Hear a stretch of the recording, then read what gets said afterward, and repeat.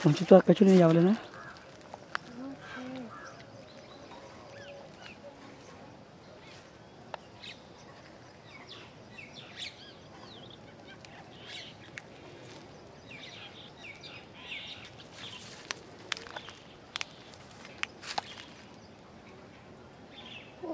वो तो नीचे ছিল।